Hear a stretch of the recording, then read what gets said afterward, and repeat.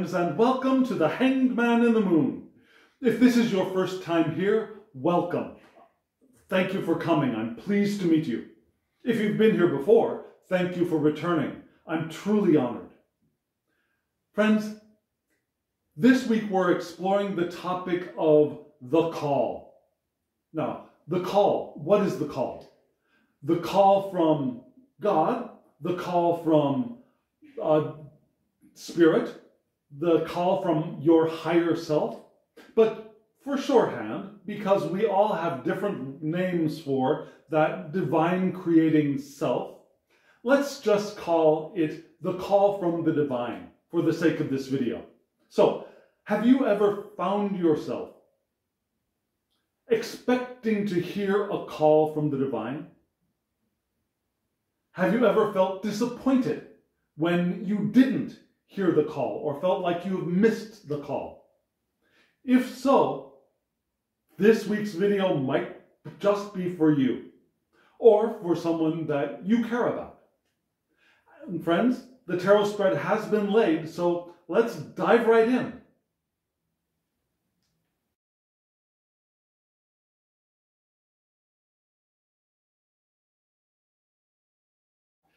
You can see that we're back after a brief break with the gorgeous melanated tarot to the decks that I'm focusing on working with these days. One is the Source Energy Art Collector's Tarot. The other is the Touchstone Tarot. The next is the Golden Tarot. And finally, because this is from a week ahead spread, my inquiry cards. And if you're interested in finding out more about the decks, there will be information at the end of the video about the creators. And if you want to purchase the decks yourself, there will be links below the video. And just remember, I do not get compensated if you purchase these decks. This is just for your convenience. Now, I told you just a moment ago that this was from a week ahead spread. And frankly speaking, I had a different spread all prepared for this video. But when these cards appeared in my week ahead layout, I saw that the strength, the power of this reading could not be ignored. I had to use it for this week's video. And so, friends, let's take a look at the first and central card of this reading.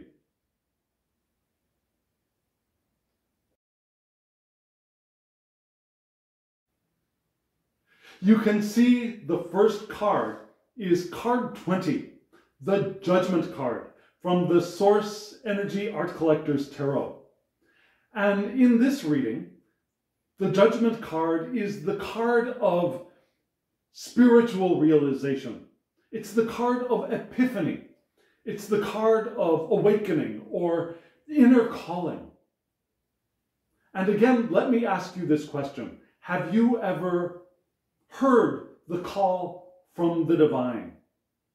If you have, then you are blessed. You are truly blessed. Many people, myself included, have expected or looked for or waited for the call from the divine and not heard it. Many of us felt that we might not have been worthy, or many of us have felt that maybe we missed it, that it was so faint or so secretive that we couldn't catch it. Some of us may feel that we're just sitting in a holding pattern. And this spread has a very, very strong message for those of us who have felt like we haven't heard the call or we've missed the call for some reason. So let's look at the first group of cards for this spread.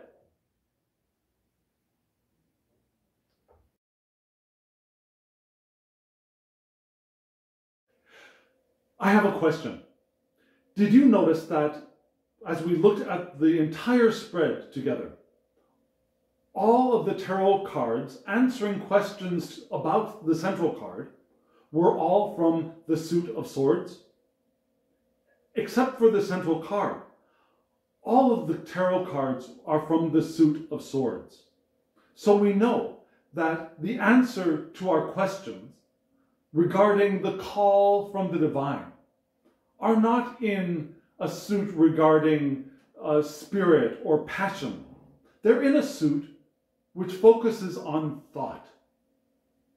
So the answers to our questions about not clearly hearing the call from the divine are not spiritual answers, but thought answers. And so the problems are probably somewhere in the realm of our thoughts, because the answers are also in the realm of our thoughts.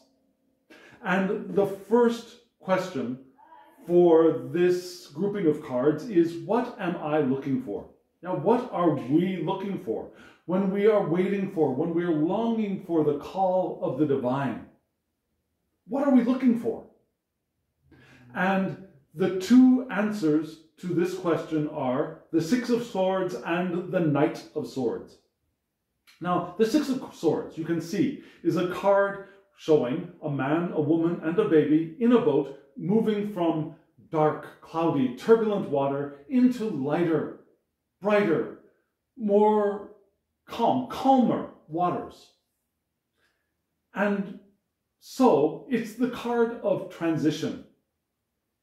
And the reason, perhaps, that we are expecting or looking for or longing for the call from the divine is because we want to move from these dark waters, these turbulent waters, the time of disruption or disappointment or dis-ease, into calm, easier waters, into the light of the divine. We want to transition, and we expect that the call of the divine will call us from the dark into the light, from the turmoil and turbulence into the calm and easy waters of divine light. We are hoping for perhaps change. We are looking for a release of our old baggage. We are hoping for a journey into the light, and believe that the call from the divine is going to lead us there. And I'm sure it will. The other card, the Knight of Swords, is perhaps the most active of the court cards in the tarot. The Knight of Swords is the card of ambition. The Knight of Swords is the action-oriented card. It's the action-oriented knight. It's the card of fast thinking and quick decisions and advancement. And perhaps that's another reason we want to hear the call from the divine, because we think that that will be the spark that gets our careers or our love life or our progress going. Now we think that the call from the divine will be that activation that will get our horses moving in the direction we want to go. That will open us to the powerful flow of our intention. And it probably would. But the problem is not that the call is not there. Let's just take a moment and think about that. The call from the divine is always present.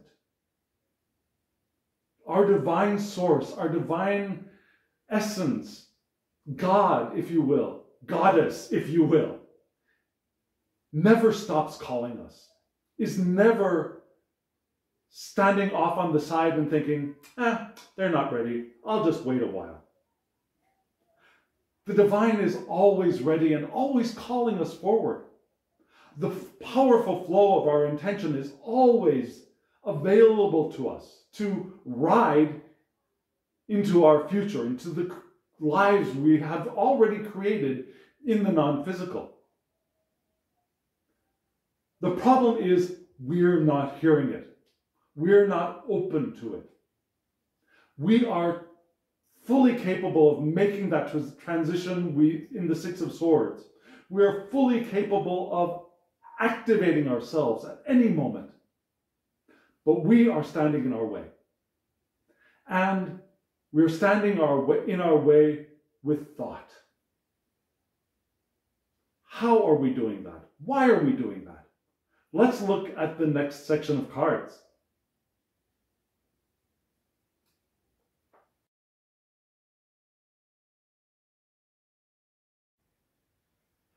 The question for this grouping of cards is, what do I value?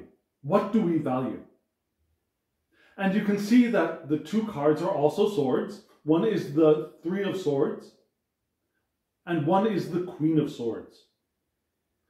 The Three of Swords, in the Rider-Waite traditional image, is a heart pierced with three swords. And in this card, we don't have that graphic image. We have a woman seated with three swords in front of her, but still, she's dressed in black. This is still the card of strife, of loss, of heartbreak, of grief, of emotional pain and hurt, of sorrow. How does that relate to what do I value? And how does that relate to the call from the divine? Recall that the problem for us is a mental problem, not mental disease per se, but it's a problem with the way we are thinking. And the Three of Swords shows the perhaps central issue. We value our pain too much. We value our heartbreak too much. We learn from our heartbreak. We learn from our sorrow. We learn from our emotional pain. And we want to do that. We want to learn. When we break up with someone, when we lose a job, when someone we love passes away into non-physical, that pain, that sorrow, is an opportunity for us to grow. And when we take that opportunity, when we grow, when we develop, when we become stronger, that is wonderful. We have done what we've come here to do. However, some of us do not learn, do not grow from the pain, and just stay there. Some others of us grow from the pain, learn from the sorrow, become stronger after the heartbreak, but are still carrying that heartbreak, that sorrow, that emotional pain with them as they progress into the future. And some of us are always ready to drag it back out and say, look at what I have accomplished. I got over all this pain. Because we value it. We value our sorrow. We value our hurt. We value our heartbreak because they're badges of honor. They're like the Purple Heart you get as a soldier being wounded in a war. We think that we are become more deserving, more worthy after suffering. And perhaps there is some truth to that. But the worthiness, the additional deserving that we gain is not the pain itself. It's what we have accomplished. It's how we have grown, how we have developed. And we don't need to hang on to the heartbreak. We don't need to keep dragging out the pain to show it to everyone, to prove our worthiness, to prove our development. Every time we haul out our pain, we're putting a block in front of us. We're blocking the powerful flow of our intention. It's like an anchor holding us in place. The more we can actually, after growing, after developing, after becoming who we want to become after the pain, we want to let it go and stop talking about it, stop bringing it up all of the time. That may be a difficult message to hear. It's a difficult message for me to hear. Because sometimes I do the same thing. Sometimes I like to say, well, I went through this and I went through that, and aren't I a much better person because of it? But I also know that dragging up the pain of the past when it's time to let it go is not helpful. And I know that I'm putting too much value on the pain. I'm putting too much value on my heartbreak. What do you think? What do you think about your painful experiences? Are you ready to let them go? Are you ready to let that shell that you have come out of as the butterfly go? Imagine this. If you were a butterfly, you go into your cocoon and you break yourself down after a heartbreak. Yeah, that's what a butterfly does. A butterfly digests itself within its cocoon and recreates itself within its cocoon, and then emerges when it's ready from its cocoon. And then does the butterfly take its cocoon with them and show it to everybody else and show them, I was in here, but look at me now. But I was in here, but look at me now. No, a butterfly doesn't do any of that. The butterfly is fully confident and proud of who it is as it is without having to lug its past pain with it. That's something I need to learn. And perhaps it's something that most of us who are waiting and longing for this call from the divine need to learn. And that is what the Queen of Swords is telling us. The Queen of Swords is showing us that our option is to be the Queen of Swords. Be independent. Independent of our past. Independent of our heartbreak. Independent of the sorrow of the past. She is showing us to set clear boundaries. This is what is gone, and this is where I am now. She is here to show us to communicate directly without referring to the past. She is here to show us that we can have an unbiased judgment. Our past pains and heartbreaks cause bias within us. They tilt the balance to one side. And the Queen of Swords is ready with her sword to cut herself loose from that. And we can do the same. We can pick up our sword and cut ourselves loose from that. And do you notice in the Queen of Swords card, there's a moth or a butterfly flying away. That can be us. Yeah, that could be our spirit flying away, hearing the call of the divine after we have cut ourselves away from the Three of Swords, from the heartbreak, from the emotional pain. Much lighter, much freer, transformed. Let's look at the next grouping of cards.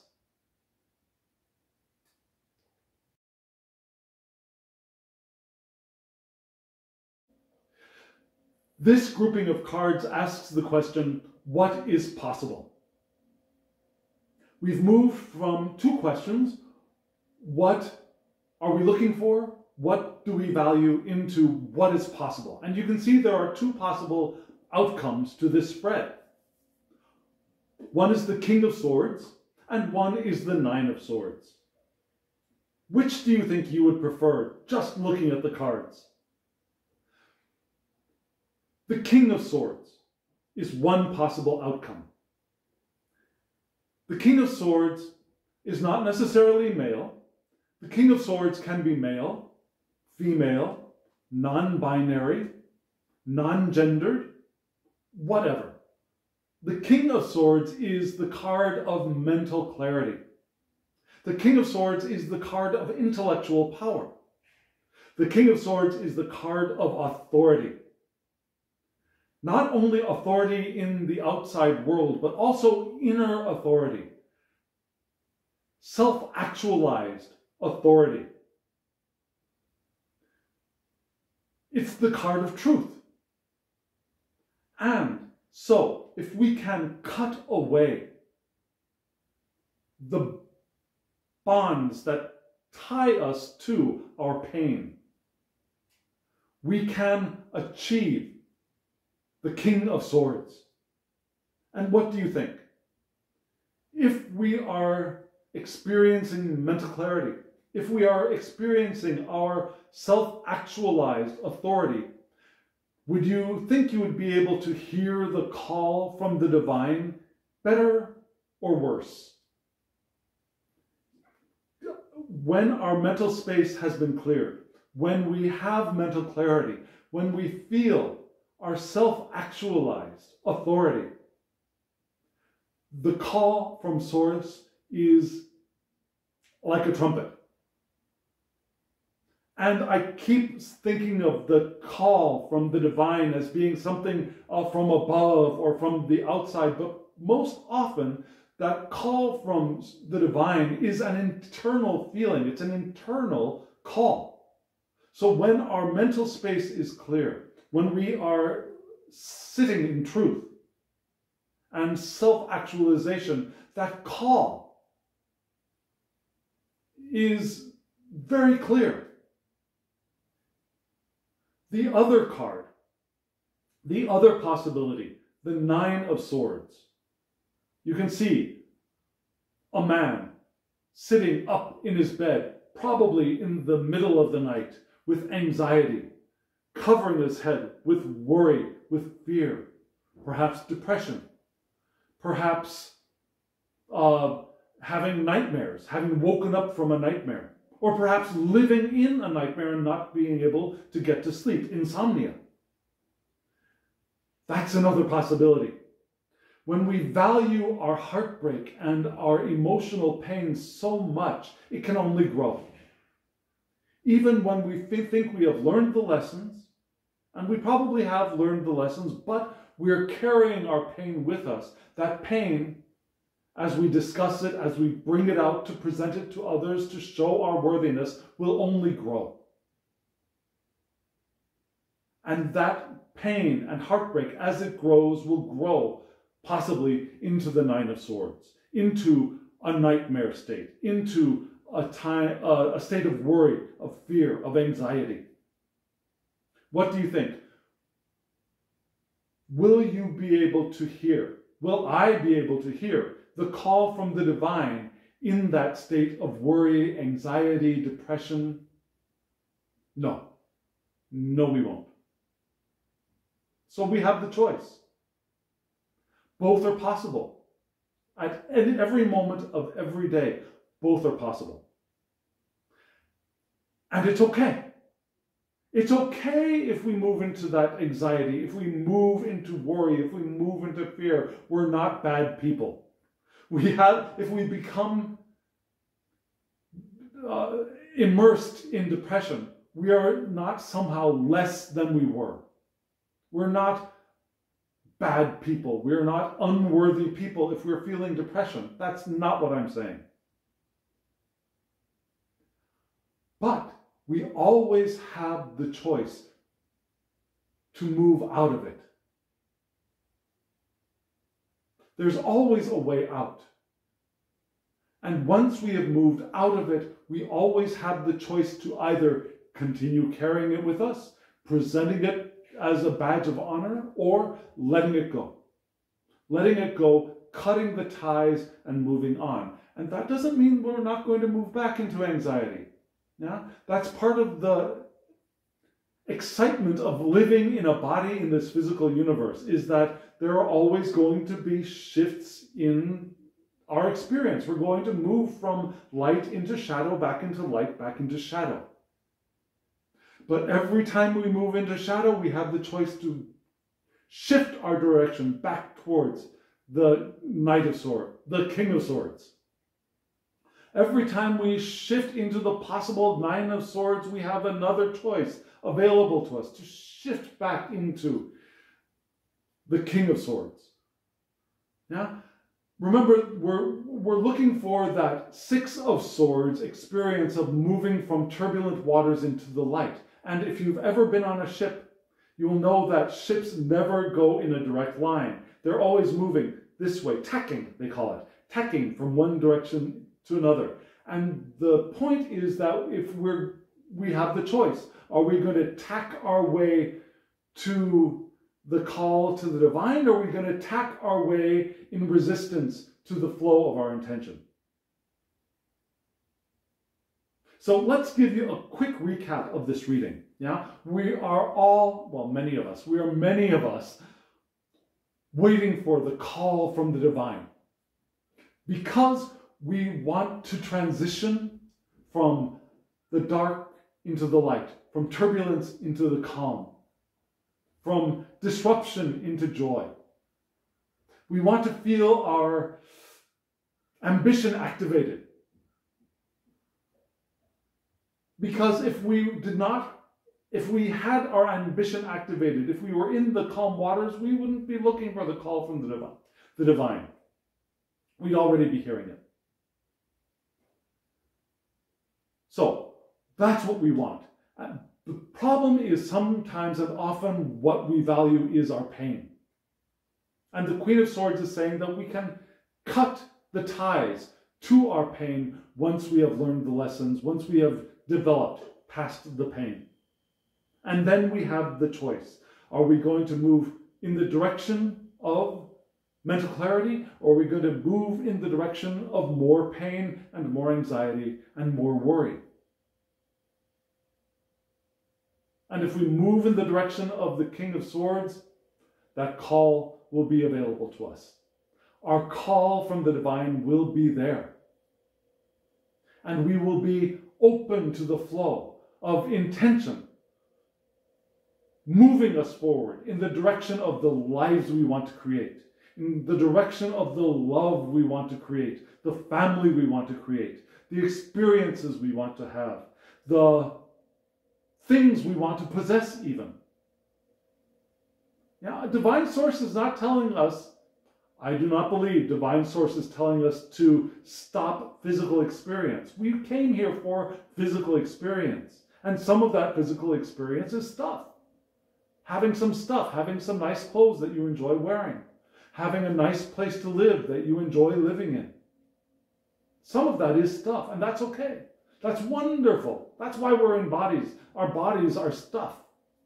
And we can enjoy this stuff as well. That's all part of the call of the divine and the flow of our intention towards the lives we are always creating. Are you waiting for the call from the divine? Do you notice yourself carrying baggage, pain with you, and presenting it as a badge of honor? Do you think you'd be able to cut yourself free from that? I'd love to hear from you. I'd love to engage in conversation with you in the comments below. So, if you feel called to, hit that like button. Subscribe if you haven't, so you can get notifications of when I upload videos. Share this if you know someone who you think might get benefit from watching this video. And comment. Tell me, what is your story? What is your story? Have you heard the call of the divine? If you have, tell us about it. We'd love to hear, what did that feel like? How did you experience that call? Or, if you're feeling like you're still waiting for that call, what does that feel like? Let's share. And friends, as always, I wish you love, joy, well-being, and pure awareness. Thank you.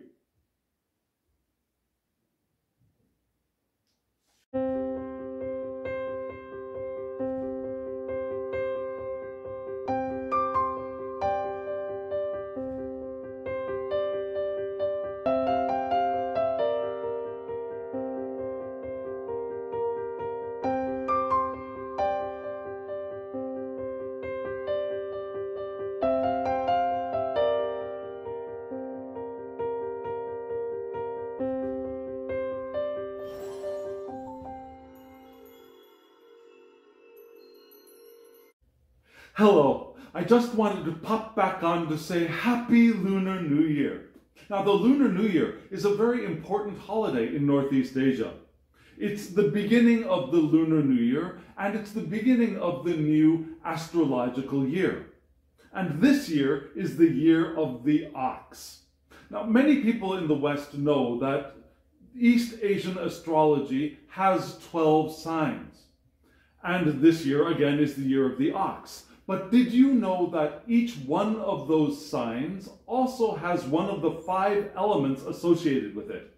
So, there is the water ox, the wood ox, the fire ox, the earth ox, and this year is the metal ox, sometimes called the gold ox, but the metal ox. And the metal ox is a little more dynamic than the other oxen of the astrologies. It's responsible, it's hardworking, it is courageous and persistent. It is also honest and polite, and it's sympathetic and a little generous towards those in need. So hopefully in this coming year, the year of the metal ox, we can hope for, while we're working hard and being diligent, a little bit more compassion, a little more sympathy and generosity towards those of us in need. Perhaps this will be both a fortunate year and a compassionate year.